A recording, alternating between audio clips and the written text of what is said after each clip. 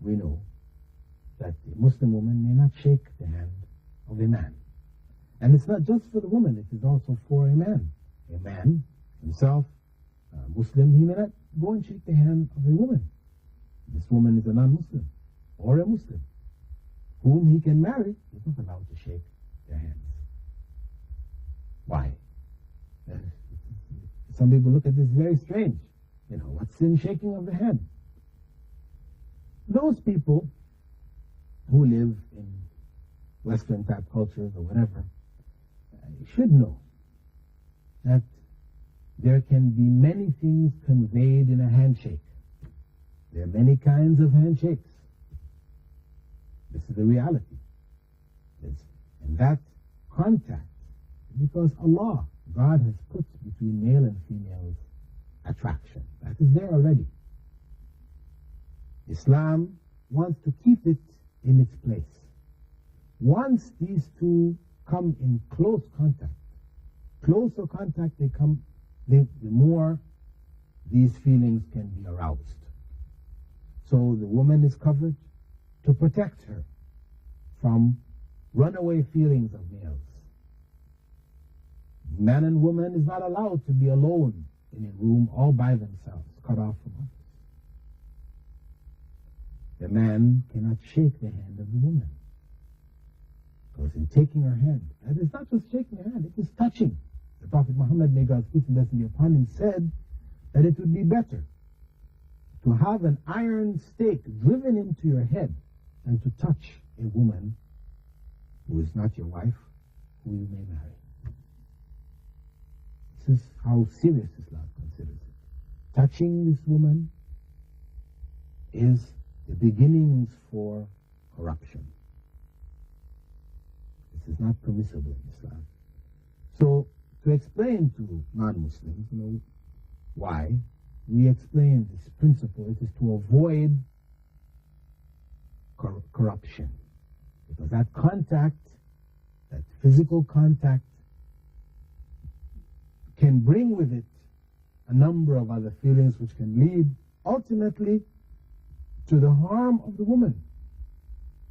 Because when feelings run away and male and female have relations, then the woman suffers. She is the one who gets pregnant.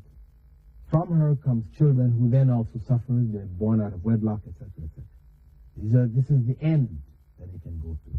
It's not to say each and every time a man shakes a woman's hand that these feelings are going to be there, etc. But Islam is dealing with a general principle. It's not dealing with specifics. That this man, may not have those intentions. This woman may not read these feelings from the handshake. Because if we made the rule, we personally as human beings, we made a rule that man and woman should not shake hands if they have feelings for the others, if they think they will get attracted or whatever. Because everyone will say, no, not me. I don't have these feelings. I'm not this way. I've been control of my feelings. So and so. I would shake hands, and I don't. Everybody would like to think that of themselves. So Islam, because these things are inner workings of the soul and the heart, etc., which cannot be judged externally and very difficult to identify who it's going to happen to, when it's going to happen, all this. So Islam says, not allowed. Not allowed. For the protection, ultimately, of the society as a whole. Because the society suffers when these feelings are fulfilled in lines which are not permitted. And the woman suffers the most. They're raped, abused, all the cases of molestation of women which exist on the jobs, here, in America, in the Philippines, in Thailand, all these different places where, places like Thailand, where people are freed. I mean, prostitution is so widespread there, a man wants any kind of relation. These things are available. So why then should he be molesting the average woman? But they found that on the buses, which were very crowded, the women were devastated. Their men were touching them and all these kinds of things. So they made separate buses for women. Separate buses for women. This is something which women suffer from all over the world. This contact, this molestation, even in the most highest of professions, this exists. How many cases arise in the medical profession, of doctors abusing this male-patient relationship, psychiatrists, psychologists, abusing this. Medical doctors abusing, putting their patients under sedation and, abusing them, etc. How many cases? I mean, do we need, before we recognize the need to protect the women in society? This is the Islamic view, that the woman should be protected. She's honored and should be protected by the society. So the non-allowance is for the protection of the woman. Question from Fujairah. The sister writes, Dear Dr. Bilal, I heard even though you can be punished for sins by Allah, you can also be tested or tried by Allah. Like the hadith, for a believer this world would be like a prison. Punishment and test. What our sister is asking here is concerning the trials that one may face in this life. These trials could be punishment for sins that we've done, or they could be tests for us. They could also be reminders. If a person is going astray, a reminder to bring them back to the path.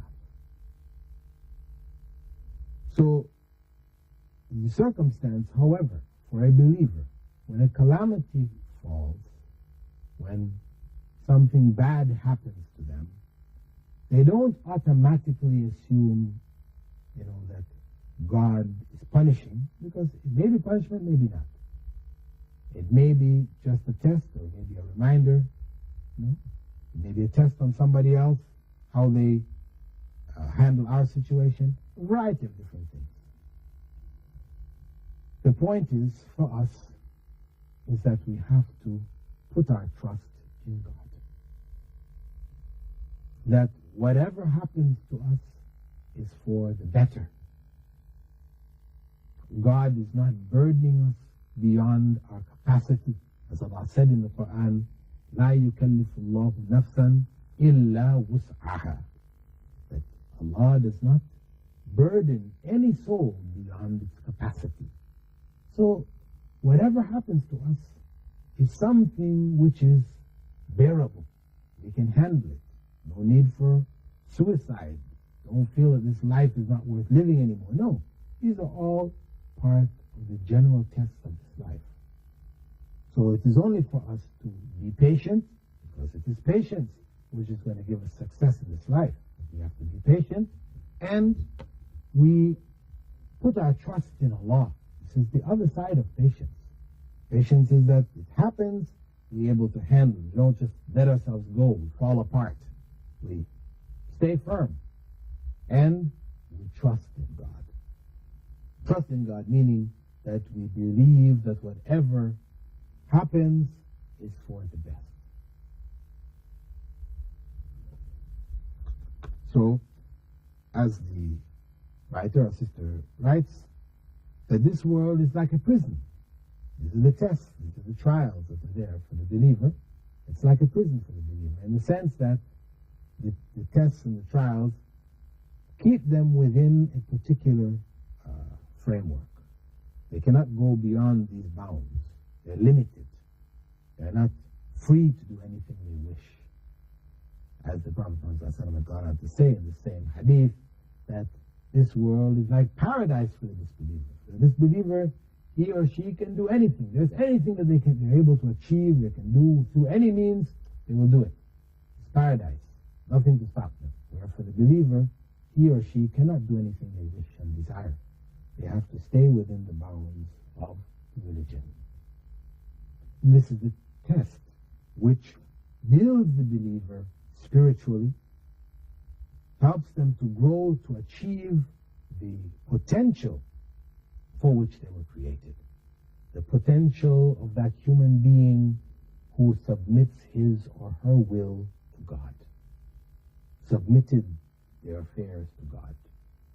They are patient, they are content, and they strive knowing that God will destine whatever is best for them. With that, dear viewers, I'd like to thank you for being with us in this segment of the program, for following us over the months that the program has been showing, and we hope that you continue to follow the program in the future months as we look into various issues which have been raised by the viewers. And we hope to hear from you also if you have any queries of your own. With that, dear viewers, we bid you all farewell. Wassalamu alaikum wa rahmatullahi wa barakatuh.